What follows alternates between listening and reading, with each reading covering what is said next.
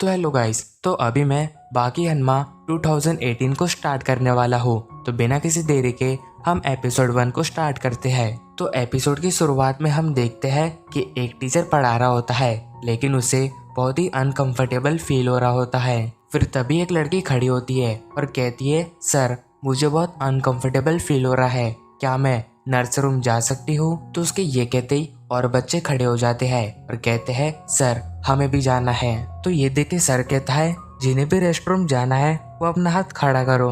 वही सर की ये बात सुन के सारे स्टूडेंट अपना हाथ खड़े कर लेते हैं, क्योंकि उन सबको बहुत ही अनकंफर्टेबल फील हो रहा होता है। लेकिन वही एक लड़का अपना हाथ खड़ा नहीं करता है, क्योंकि वो सो रहा होता है और वो पर्सन और कोई नहीं बल्कि बाकी हनमा होता है। फिर इसके बाद हम बाकी को कुछ लड़कों के साथ में देखते हैं। तो वही एक लड़का बाकी से कहता है, ओए तू हमारे साथ लड़ना चाहता है क्या? पर जैसे ही बाकी उन लोगों को देखता है तो वो लोग थर थर कांपने लगते हैं, क्योंकि वो समझ जाते हैं कि बाकी कोई आम लड़का नहीं है, वो बहुत ही ज्यादा ताकतवर है। फिर वही एक लड़का कहता है, बॉस मुझे लगता है कि हमें इसके साथ नहीं लड़ना चाहिए। तो उसका बॉस ये सुन के कहता है, मुझे भी ऐसे ही लग रहा है।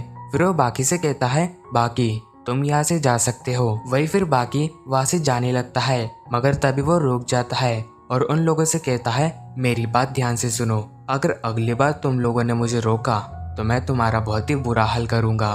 तो बाकी की ये बात सुन के वो तीनों बहुत ही डर जाते हैं, जिसके बाद बाकी वहाँ से चले जाता है। अब इसके बाद हम देखते कि वहाँ पे बहुत ही लग्जरी कार आती है और उस कार में से उतरता है मित्सुनारी तोकुगावा। तो फिर हमें बताया जाता है कि मित्सुनारी तोकुगावा एक ऐसा पर्सन है जो अंडरग्राउंड मार्शल। ओए बुड्ढे, चैंपियन किसको बोल रहा है? तो बाकी की ये बात सुन के वो दोनों टीचर बहुत ही ज्यादा घबरा जाते हैं। लेकिन तभी तोकुगावा उनसे कहता है, तुम लोग बाहर जाओ, मुझे इससे अकेले में बात करनी है। तो अब तोकुगावा बाकी को देख के पूछता है, बाकी तुम्हें इतने सारे घाव कैसे लग गए? जिसपे बाकी बताता है, ये तो मुझे लड़ाई करते हुए लग गए, पर मुझे ये बात तो पता है कि तुम यहाँ पे मेरा हालचाल पूछने को नहीं आए हो। तो ये सुन के तोकुगावा हंसने लगता है। फिर वो बाकी के सामने एक बॉक्स को रखता है जिसके अंदर नाइट्रोग्लिसरीन होता है। तो फिर तोकुगावा बताता है, हमने इस ग्लिसरीन को कई बार जमाने की कोशिश की, हमने इसे -5 डिग्री सेल्सियस पे भी रखा, लेकिन तभी भी ये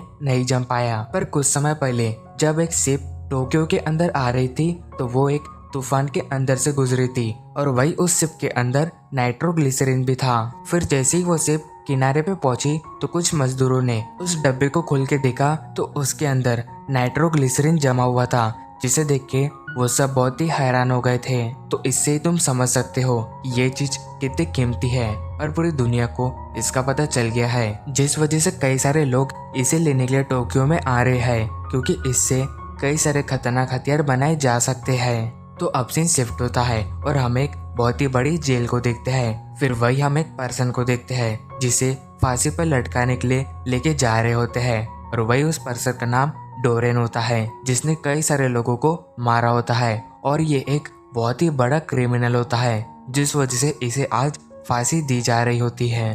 हम देखते कि डोरेन को उस फांसी वाले रूम में लेके आ जाते हैं, जिसके बाद उसे ऊपर खड़ा कर देते हैं और वही एक प्रिस्ट कहता है, तुमने जितने भी गलत काम किए हैं तुम्हें उसके लिए भगवान से माफी मांगनी पड़ेगी। तो उसकी ये बात सुन के डोरेन हंसने लगता है, जिसके बाद हम देखते हैं कि उसके गले में रस्सी डाल दी जाती है और उस फंदे को नीचे कर दिया जाता है। तो वही डोरेन दर्द के मारे बहुत ही झटपटा रहा होता है, मगर तभी उसके पैर हिलना बंद हो जाते हैं, जिसे देख के पुलिस वालों को लगता है कि ये मर चुका है। जिसके बाद वहाँ पे एक डॉक्टर आता है जो उन लोगों से कहता है, इसकी बॉडी को नीचे उतारो, मुझे इसे चेक करना है। तो डॉक्टर की ये बात सुन के उसकी बॉडी को नीचे उतार देते हैं एंड जैसे ही डॉक्टर उसकी हार्ट बीट को चेक करता है तो तभी डोरेन बहुत ही जोरों से चिल्लाता है, जो देख के वो डॉक्टर और सारे पुलिस वाले बहुत ही ज्यादा डर जाते हैं। फिर तभी डोरेन फुल स्पीड में दो पुलिस वालों को लात मार के उन्हें वहीं पे ही खत्म कर देता है। जिसके बाद वो दो पुलिस वालों के पास जाके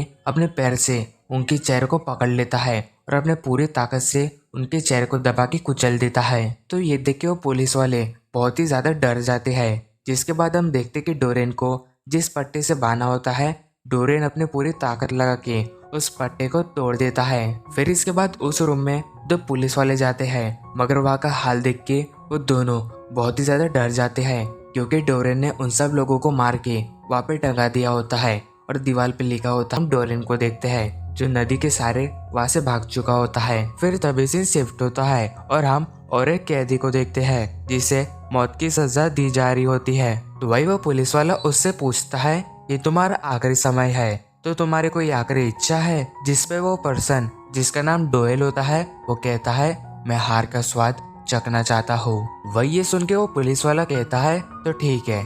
जिसके बाद वो अपने आदमी को उस मशीन को चालू करने को कह देता है। हम देखते कि डोएल को बहुत ही बुरी तरीके से शॉक दिया जा रहा होता है, जिस वजह से उसकी बॉडी बहुत ही ज्यादा कांप रही होती है। उसके मुंह से झाग निकल रहा होता है, उसके दोनों आंखों से खून बह रहा होता है। तो अब इसके बाद वो पर्सन उस मशीन को बंद कर देता है। जिसके बाद वो पुलिस वाला उसके पास जाके उसे चेक करने लगता है, लेकिन तभी डोएल उस मशीन को तोड़ देता है। जिसके बाद डोएल एकदम से उन दोनों पुलिस वालों के पीछे जाता है और उनके सर को पकड़ के आपस में टकरा देता है, जिससे कि वो दोनों वहीं पे ही ढेर हो जाते हैं। तो वही ये देख के वो पुलिस वाला सोचता है ये इतने खतरनाक शॉक के बाद भी कैसे बच गया। फिर वो तभी अपनी बंदूक को निकाल लेता है और डोएल के ऊपर शूट कर देता है, मगर तभी डोएल उसके चेहरे पे एक जोरदार पंच मारता है, जिससे कि वो पुलिस वाला दीवार पे जाके टकरा जाता है और वो वहीं पे ही ढेर हो जाता है। तो अब हम देखते हैं कि डोएल अपनी उस मशीन को निकाल लेता है और फिर वो वहाँ से जाने लगता है। जिसके बाद वो टोक्यो जाने के लिए वहीं के ही एक एयरपोर्ट पे जाता है और एक प्लेन के अंदर बैठ के वहाँ से भाग जाता है। फिर क्योंकि ये दीवार पूरी खड़ी है, जिस वजह से इस पे कोई चढ़ भी नहीं सकता है। लेकिन तभी दूसरा पुलिस वाला कहता है जरा इन दीवारों के अंदर उन दरारों को देखो, वो कैदी इन दरारों के सहारे यहाँ से भागा होगा।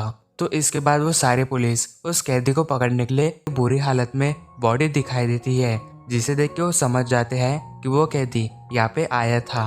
फिर तभी उन सबकी नजर उस दीवार पे जाती है जिसपे लिखा होता है मैं हार का स्वाद चखने के लिए टोक्यो जा रहा हूँ। एंड वही फिर हम उस पर्सन को देखते हैं जो इतनी बर्फ में टोक्यो जाने के लिए निकल चुका होता है। तो अब इसके बाद हम चौथी जेल को देखते हैं, जहाँ पे एक पर्सन अगर तुम्हें उस कैदी को देखना है तो तुम्हें उससे पहले अपना पूरा सामान यहाँ पे रखना होगा, अंदर लेके क्यों नहीं जा सकता। जिसपे वो पुलिस वाला उसे एक फोटो दिखाता है और कहता है ये पर्सन भी तुम्हारी तरह उस क्रिमिनल को देखने को आया था, लेकिन उसने उसे मार दिया और उसके पास जो सामान था उसे चाबी बना के यहाँ से भाग गया। तो इसीलिए मैं कह रहा हूँ कि तुम अपना पूरा सामान बाहर रख दो। तो पुलिस वाले की ये बात सुन के वो पर्सन बहुत ही ज्यादा डर जाता है, जिसके बाद वो अपने पूरे सामान को वहाँ पे रख देता है। तो अब वो दोनों उस कैदी को देखने के लिए वहाँ पे चले जाते हैं। हम देखते कि वो पर्सन अकेला ही उस कैदी को देखने के लिए चले जाता है, पर जैसे ही वो उस कैदी के रूम के सामने पहुँचता है तो वो देख के वो बहुत ही हैरान हो जाता है, क्योंकि वहाँ पे कोई नहीं होता है। मगर तभी उसके सर के ऊपर की चिमनी खुल जाती है, जिसमें से एक हाथ निकल के उसके चेहरे को पकड़ लेता है और पूरी तरीके से मरोड़ देता है। फिर वो कैदी उस पर्सन के मुंह के अंदर हाथ डाल के उसके सोने के दांत को निकाल लेता है, जिसके बाद वो उसे वहीं पे फेंक देता है। एंड वही वो पुलिस वाला ये सब देख के बहुत ही ज्यादा डर जाता है, जिसके बाद वो इमरजेंसी बेल को बजा देता है। जिसके बाद वहाँ की सारी पुलिस उस कैदी को ढूंढने के लिए निकल जाती है, मगर तभी हम देखते हैं कि वो कैदी समुंदर के अंदर से तैरते हुए वहाँ से भाग रहा होता है। अब इस फुसफुसाता हुआ देख के यांगी उनके पास जाता है और कहता है लगता है तुम दोनों मेरे बारे में ही बात कर रहे हो। पर उसे वहाँ पे देख के अब पुलिस वाला अपनी बंदूक निकाल लेता है।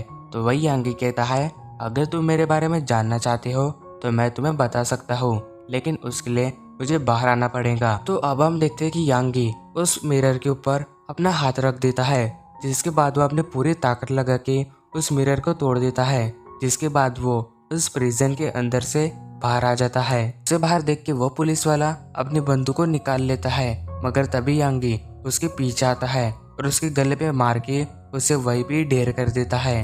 जिसके बाद वो उस दूसरे पुलिस वाले के कान के अंदर फूंक मारता है, जिससे कि उसके दूसरे कान से सारी अतड़ियाँ बाहर आ जाती है और वो पुलिस वाला वहीं पे ही मर जाता है। तो अब इसके बाद यांगी भी वहां से भाग जाता है।